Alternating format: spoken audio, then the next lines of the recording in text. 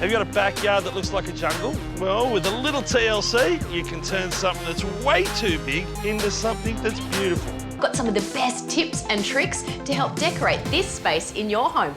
Love your leafy greens? I'll give you the secret to making them last longer. And Dr. Harry meets some super cute baby roos. Well, we're back at the Makeover house, but we're not landscaping, we're gardening. And I'm excited because rather than showing you what to do and then you have to guess the result, we've got the whole year to show you how it repairs and becomes better. Hedges add a lot of street appeal, and a good hedge can make your house look $1 million. And quite frankly, it's pretty easy to do. Now, the hedges I'm going to concentrate on are the biggest ones in this backyard, 2 different types of lily-pillies. You've got Syzygium australis and Ackmena smithii. And with these 2 different styles of hedges, you need to use 2 different styles of pruning. But don't worry, the basics are always the same. For lots of people, this is an absolute mystery. They don't know where to start or where they're finishing. So if you're nervous about it, just cut light and do it a few times until you get used to it.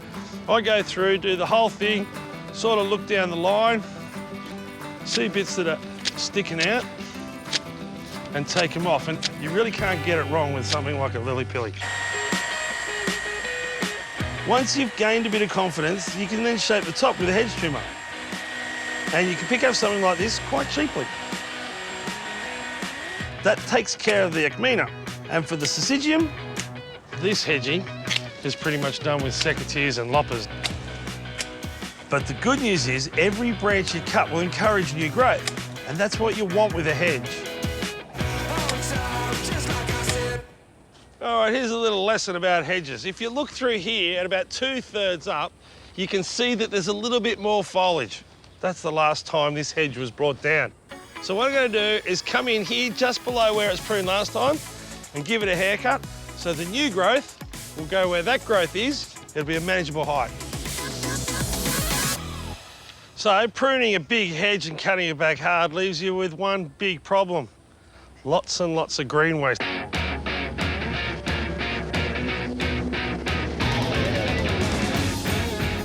Well, I've got to say, that took me about 10 minutes or less to do. It was a lot more fun than jumping in the ute, driving to the tip, paying a fortune. And the byproduct, well, it's something I'd probably buy anyway later on. So it's a win, win, win, win, win. To encourage new growth, I've put down a soaker hose and I've added some compost and rooster booster. It's really important when you're using fresh green mulch. For the green to break down and decay, it has to take nitrogen out of the soil. So if you've got plants in your garden where they're sort of going yellow from the base up, it means you need to add a little bit of nitrogen. But these guys, probably getting the first love since the day they were planted. The truth is, we could probably have left these hedges, not mentioned it, and when we did all the big expensive stuff, you wouldn't have even noticed it. But the reality is, this little makeover could be one of the best things we do all year because it'll be lush and green and healthy, making everything look happy. And it took us only a little bit of time. We got free mulch out of it, and it's just a rewarding job. And the best thing about it was I finished it, never had to get off the ground, and I've still got all 10 fingers. Grow, my little lovelies, grow! When you arrive home through your front door, this is the first space you see, and of course you want to feel welcome and relaxed, and you want your friends and family to feel that way too. A great way to warm up a space like this is to use scented candles, flowers, and lots of texture, and of course, something to display them all. I've got some of the best tips and tricks to help decorate this space in your home, starting with the colour.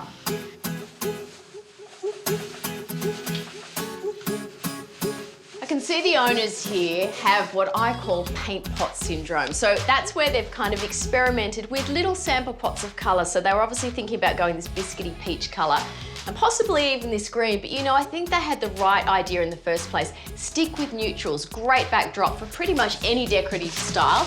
And the good thing about a hallway is if you go for neutral, it's easy enough to just jazz up. And by freshening this up, see, we're going to take care of all of these little scuff marks as well. So make it fresh, make it light. That way it'll be welcoming straight away. Look, I know some of you think painting is a bit of a big deal, but honestly, a wall of this size will take you around an hour to do and use only about 1 litre of paint. And in my opinion, very well worth it. for the fresh change you can create. The first thing I'm working on is a hall table. Now, one of these is so practical in a hallway. Obviously, you can dump your keys there and your bag and your mail. And also, it's decorative. I think it helps to define the space. So why would you build one as opposed to buying one? Well, I always think handmade is so much better, and you can customise it to suit your area. So for this one, I'm using dressed pine for the legs, and I'm staining it up with proof tint. That gives it a slight modern appeal. And for the top, something a bit more rustic to introduce some character to the space. I'm using some recycled timber. So I'm starting with the legs. If you can use a drill, you can make a basic piece of furniture like this. Each of these is 800, that gives us the height. Now I will need a rung at the bottom and also a piece for the top. So drill, glue, screw together.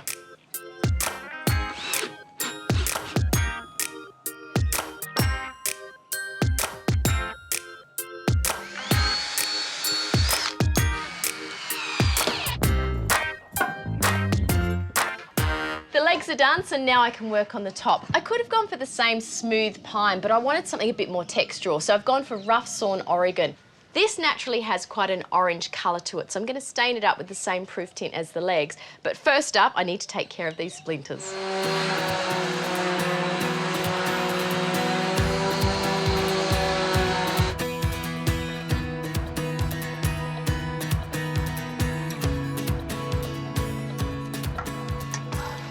Before we screw off those legs, just check for square, that's all good.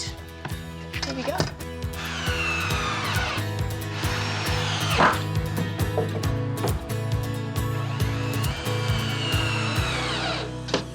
Two rails at the bottom here will act as bracing for the whole table, and also a handy shelf for shoes and baskets.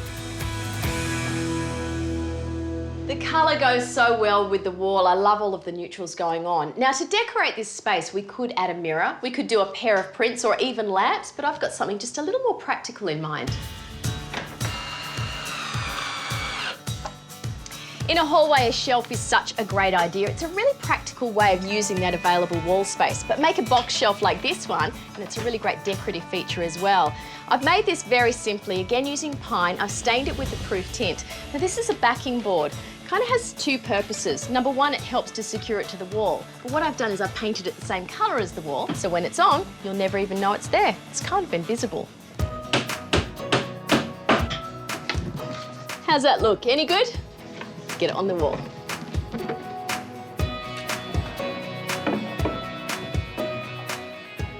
So the trick here is to hold the shelf securely just while you fix it in place with screws. And as you can see, a little bit of ingenuity, a couple of paint tins and stools are doing the job just fine.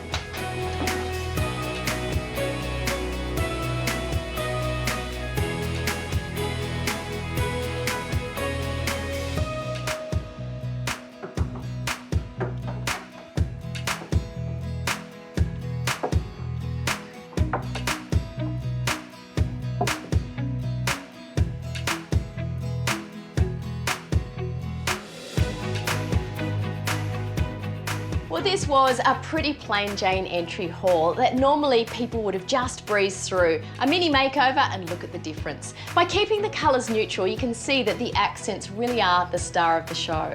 Now, one final touch, something I always like to introduce into entry halls, are fragrant candles. They're just warm and they're comforting. This one of my favourites, it's vanilla. This is a beautiful welcome home.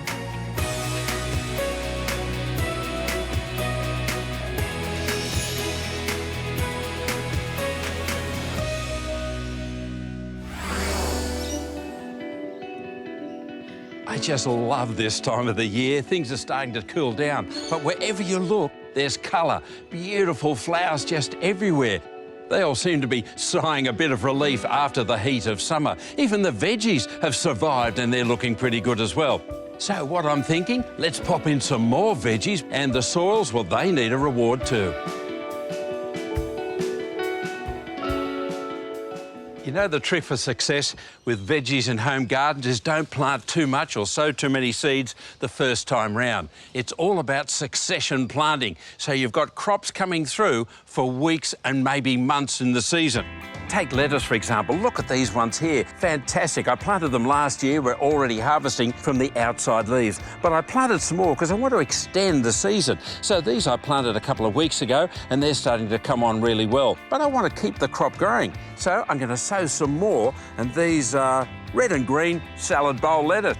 So what I'm doing, I'm just sowing the seed out in little clumps. You don't have to be too fussy. They don't need to be in neat rows. There we go, just cover them lightly, and then I'll water those in, and they'll germinate, giving me around about 8 months of lettuce.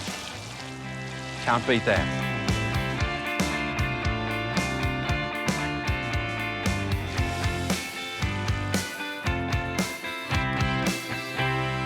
And when you're sowing carrots, it's the same story.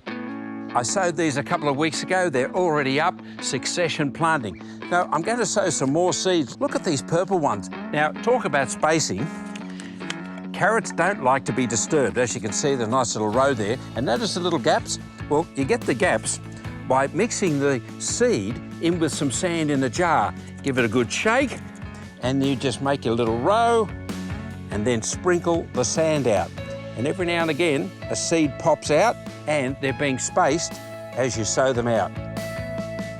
When they germinate, you've already got them spaced so you don't have to separate. Separating your carrot seed actually slows down the harvest. Now, if this is a bit sort of technical, you can get seed tape. Look at this. You just run the tape out, cover it over with a bit of soil and water it in. It's already spaced for you.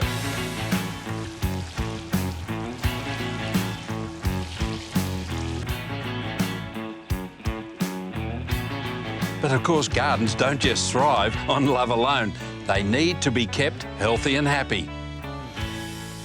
And one way to do that is with a super mulch. You won't forget the name, it's called Who Flung Dung.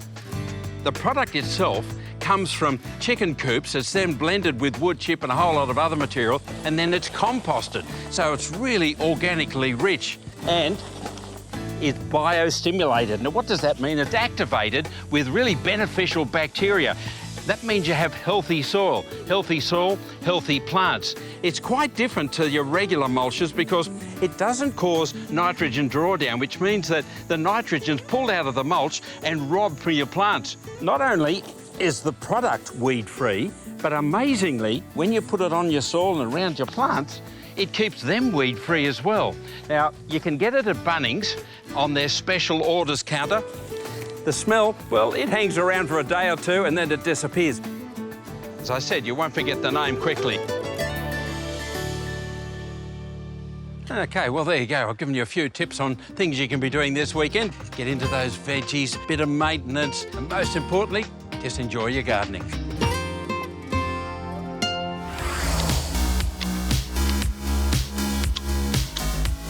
Well, this is my happy place. I'm out in the garden, in front of my little old house that I'm as proud as punch on. Now, I do get accused of being a bit of a traditionalist. Once I find something I like, I stick to it. Buxus, agaves, pears and lily please. But it's the same in life. I wear the same shirts every day, I eat the same food. But I am prepared to try different things. So I've got a couple of blokes coming over who are going to broaden the horizon for me and teach me something new. MKR's Ibby and Romel are known as the stylish socialites who draw on their Middle Eastern background in the kitchen. Look at the cat dragged in. Ibby, how you going, mate? Jason, how are you? I'm good. Welcome to my house. Thank you very much. Thank you for inviting us. So what do you like at gardening? Oh, look, I'm not going to lie. We're not amazing. We love gardening. I love plants. That's like me. I love food, but I don't know what to do with it. So we're a perfect team. Bingo. We'll teach you, you teach us, you teach I'll us. show you the kitchen. Let's go. I think it's in the back somewhere. The boys have worked their magic with the food on MKR, but are up to the challenge that I'm about to give them. I keep the kitchen well stocked. Yeah. As you can see, Beer. got the T-bone, got the 3 veg, all the fancy sauces up there. Jason, this has got to be the most uneventful fridge I have ever seen in my whole life. No, have a good look. Surely you can make something out of that for me. Very exciting. But we've got our own ingredients. We're going to jazz it up for you. I'm sure you'll win me over. I'll probably just never try Yeah? it. Yeah. I think you should. What are you start. thinking of? I'm thinking a charcoal eggplant dish. Something I like vegetarian, eggplant, yeah. vegan. It's a beautiful day outside. I feel more at home out there. Can we cook outside? Yeah, sure. Let's go. Excellent. Let's All right, do it. I can chop the eggplants. Done. So you guys are magical already. This wasn't here when we went inside. Well, we thought we'd get it all ready for you, Jace. You can just see all those colours straight away. So I'm excited already. What do you reckon the secret is to getting a ton of 10s? Flavor and presentation. Definitely not holding back at all. That's what We are giving them flavor. We just went full steam ahead. And also cook from the heart. I mean, I'm sure, Jace, when you do your gardening, you do it from the heart. Yeah, of and course. that's what makes you it so if good. You didn't like it, yeah. Yeah, and I think that's what me and Romel do. We cook from the heart, and then I think it translates onto the plate. All right, so what we're going to do is we're going to start on the eggplants. Just going to put some holes in it, just so that it doesn't explode. We need to put them straight on the flame, Jason. Wow. So while you do that, I'm going to start on the sandwich bread. So, Jason, what I'm going to do is I'm going to add the flour. So... Not self-raising, just plain? No, just plain flour's good. Now, I know you consider this as spices, delicacy. so Yeah, we're going to add some salt in here. All right, so we're going to grab some yogurt. Now, this is going to provide all the moisture that this flour needs. Now, the other thing we need to add in here is a bit of oil. So this is just plain vegetable oil. Blend it all together. What I'm going to do now, Jason, is I'm going to form some balls and just let it sit there. Wow, you can see those eggplants like bubbling away and Come frying. have a look. That's going to be like caramelised goo inside, isn't It's going to it? be sweet. Can't wait to taste it. Once the eggplant's done and it's sweating under the cling wrap, Ibby does the same thing with the capsicum. I am going to roll these doughs. You don't want it to be thick, otherwise it can be stodgy. Stodgy Hodgy was my nickname at You primary carry school. it really well. So you guys were pretty tactical in the way that you judge certain people low. So I'm going to score Anne and Jennifer a 1 out of 10. These guys need to be held accountable. Everyone is entitled to buy what they want. The reason why we scored strategically is that we were outnumbered. So we just knew by group 2 coming in, they were going to flick us one by one. We wanted to apologise, wanted to look every single one of you guys in the eye and apologise for what we did, because we genuinely felt really, really, really bad. I mean, it's not excusable. We shouldn't have done what we did. I would have done what you did. I think it's smart. It is smart, but it's also not what we spoke about it, and we actually regret what we did. Look at that, Jason. Beautiful. It smells amazing. It does, doesn't it? So, Jason, what I'm going to do now is, now that the capsicum is well burnt, I'm going to peel it off, and then we're going to be left with the flesh. While you guys doing this, I might just get on the sauces. Go for it.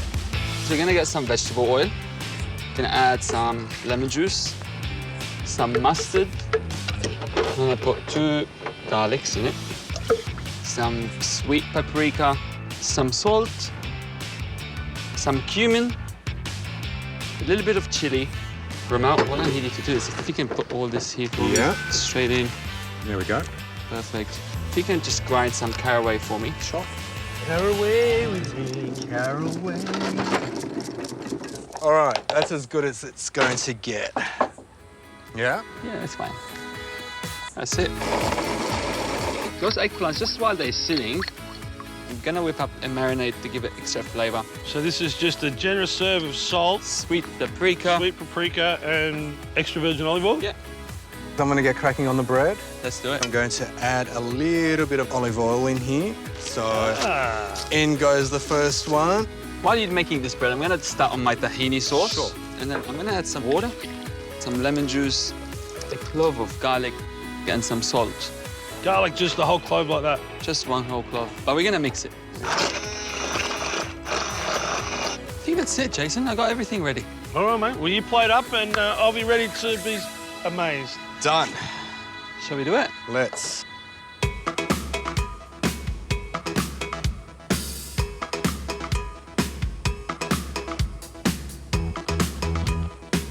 Oh, Jason, are you hungry? Stop it. They got All right. 2 plates for me as well. Now, we didn't raid your fridge. We didn't use the meat and 3 veg. We've got some vegetables in there. Yes, this is jazzed up a little bit. Tell us what you think. This is velvetly smooth. It's not too spicy. No. It's beautiful. You've opened my eyes up to a whole new world. This is amazing.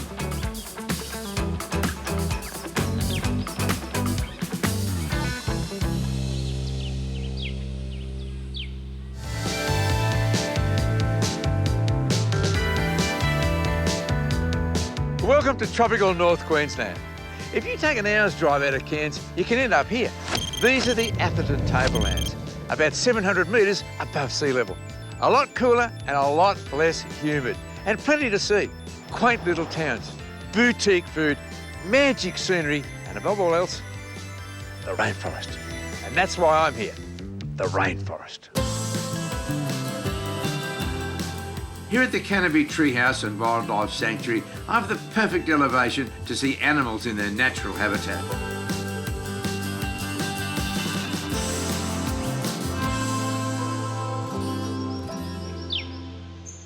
There's also an animal that lives in these parts that you might not have seen or even heard of. They're hard to find, but we've been given a tip-off where one might be. Ah, hang on. Well, I'll be damned.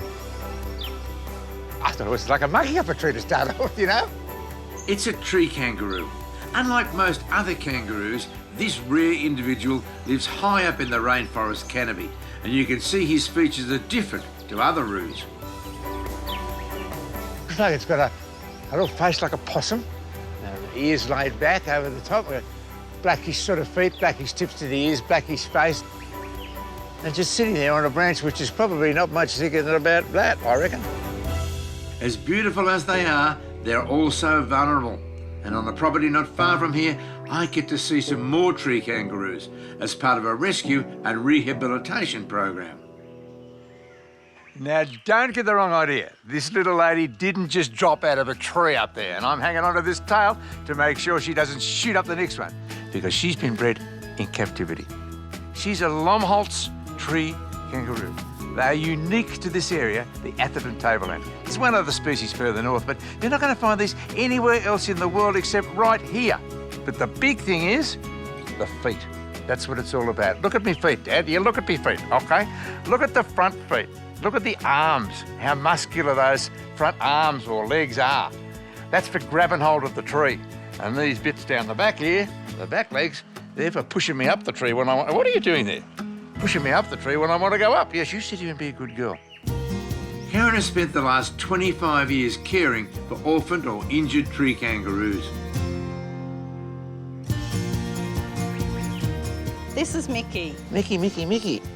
Mickey's been in care for a little while. He's got sight issues and possibly brain damage. Yeah. So he's very, very blind and can't see at all. The tree kangaroo's remaining habitat is now protected, but what remains is fragmented by farming and by clearing practices of the past. That means the roos cross open fields and roads and are susceptible to accidents or dog attacks. These guys, because they live in the rainforest, are actually not nocturnal. They're active day and night. Okay. And there's a new term called cathemeral, which means that they're active constantly, except they have bouts of sleep. And boy, can they eat. A truckload of leaves a day, plus what Karen gives them too. That, my friends, is buying chickpeas. So they're getting chickpeas, sweet potato, Yep. and some half a dozen slices of banana each. Okay. That's Mickey, Mickey. Rosie, Yeah. Julian, Yep. Patrick.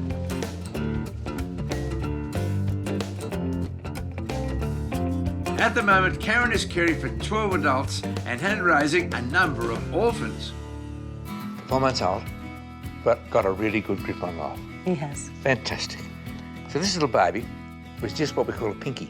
So probably about that big, including the tail, and not an ounce of hair.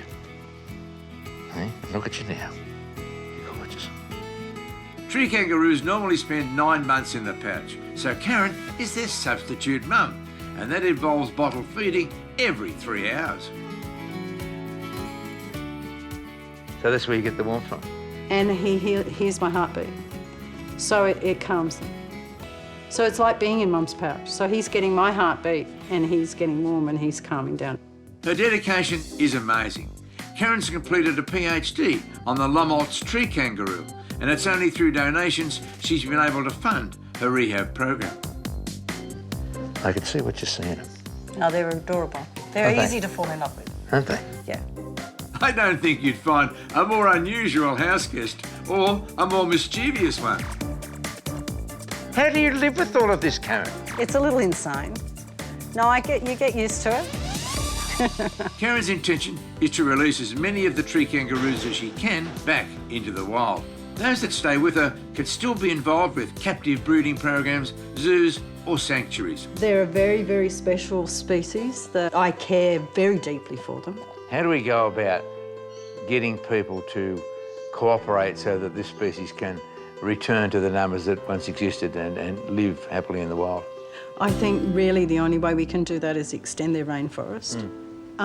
People need to keep their dogs locked up all day and all night, not just at night, because they're active during the day, and really seriously keep them fenced in, not just, oh, my dog's under control, I know what it's doing. And watch out for them when they're driving around. As a builder, I love seeing the latest and greatest. But one thing I love the most is seeing how craftsmen made beautiful pieces in the old days.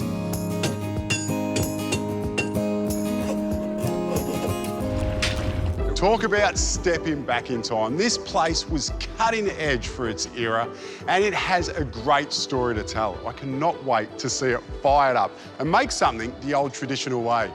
Let's go meet the man behind it all. Oh, this place is so cool. Matt. How are you, bud? There you go. Good to see you. What an amazing place to call your workshop, It's an industrial cathedral. It is. I'd love to look around. Mate, let's do it. Oh, sweet. I'm at one of the last remaining blacksmith shops in the whole of Australia, where they craft impressive metalwork the old-fashioned way. And what are the boys making? So at the moment they're doing a little bit of shop maintenance. We've got a couple of these hammers that we've just bought off a friend of ours, and we're going to install them. So we're making the tie rods that go down into the ground and grab hold of the foundation to make sure the big behemoth doesn't tip over on you while you're working it. That looks like hard work. That hammer coming down, is that painful for him to hold onto that bit of metal? They make it look easy. Yeah. So the steel's obviously very hot. There's a lot of radiant heat, particularly with a big billet. Yeah. When you know what you're doing, it's not painful in and of itself, but if you get it wrong, if you lose your grip with the tongs or you lose your grip on the tools that they're using and you get it at an awkward angle, it can be very dangerous. Like and it can jarring your arms in it? Yeah, there's a lot of jarring if you're doing it wrong, absolutely. Yeah. Yep. And I notice he's using his body. Is that part of it? Do you get a rhythm going when you're doing it? Yeah, well, this thing, it beats at 125 beats per minute, so it's sort of like it's like the bass line for the dance that you do. Hey, I like bass. I'm a drummer. Look at all these tools. Were they already here? Where do they come from? Yeah, some of them were. Some of them belong to a friend of mine. Some of them belong to me. Some of them belong to the railways. Some of them have been accumulated from blacksmith shops all over Australia and sort of converged here to be next to each other. Oh, I see something down here, actually. Look at that. Is that how you make more pinch bars? Mate, we've made thousands. Yeah. So that's the moulding for it? Yep, that's a negative. Hot steel in there, give it a hit on the hammer and all of a sudden, ta-da. Wow. Yeah, you got yourself the end of a crowbar. I'm absolutely blown away by this.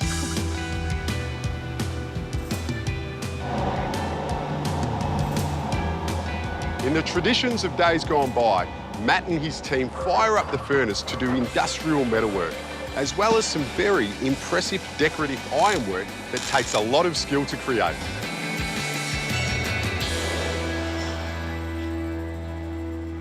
Now it's my turn to have a go at making a hammer, starting with a red-hot lump of steel.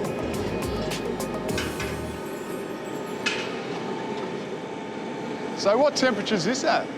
We've got this up to just above 1100 degrees Celsius. 1100? Yep. So what are we doing here?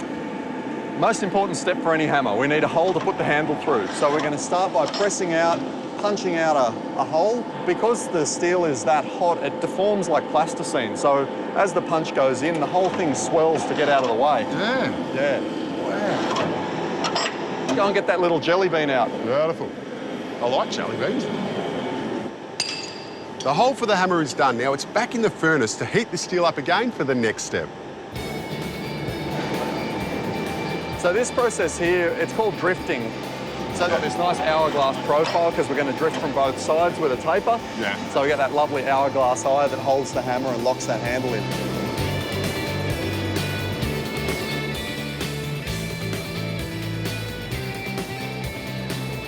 beautiful heat, very quick heat time. So this is faster probably than the gas we were using before.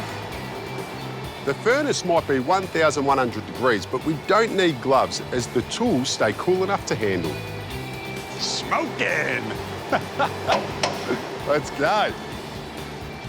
All right, I'm following your orders. Yes, I've got this big hammer. All right, when I say go, hit. All right, go. Well, this is called fullering. We use a fuller. It's one of the top tool families, but basically we've used this fuller, 16mm fuller, to set in these little recesses all the way around the hammer as evenly, symmetrically as we can. So is it just decorative, shaping the hammer? Is that why we're doing it? It looks beautiful, but the old guys say that it does serve a purpose as well. A hammer, you've got a lot of parallel surfaces, and by virtue of what it does, you know, there's shock travelling around in there. So what they used to do is fuller in there to break up those shock waves. Just a better hammer feel, better in the hand. More comfortable for the user. More comfortable, yeah. That cooled down pretty quick, doesn't it? Yeah, the aim's to get it down as fast as we can. Yeah. So that's the hardening step of this. We harden and then we temper. Yep. Which brings us up to another great blacksmithing saying. What's that? To lose your temper. I love it. It all come from the blacksmith, eh? Unbelievable. It's the king of the trades. What's next? We've just come out of the first part of the heat treating process, which is the hardening. Yeah. So it's become quite hard, quite brittle. We need to take it to the tempering oven to take some of that brittleness out and import some toughness. Oh. So we're going to cook it at a lower temperature for a couple of hours, and that'll give us a nice working tool. After the heat treating oven, the surfaces are polished before our beautiful hammer is given a handle. The union. Yes, that's right. Oh, look at that. Yep, very, very close. Now we've just got to nip the top off there, drive the wedge in, and we're home free, ready to swing. Home free. Looking forward to it.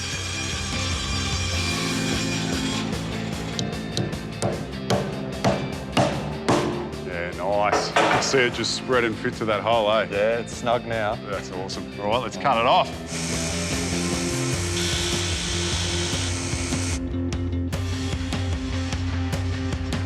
A generous oiling. That's it, mate. So Danish oil we're using on this one, is that what you always use on all your hammers? Either Danish oil or linseed oil. For most of the working hammers, I use linseed, but Danish is just, it's got that smell, you know, the tongue oil. Yeah. It smells delicious. Well, I'll tell you what, this is absolutely fantastic, mate.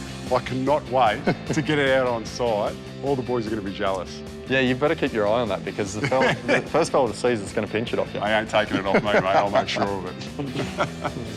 Thanks, Well mate. done. Really great job. Cheers. You nailed it.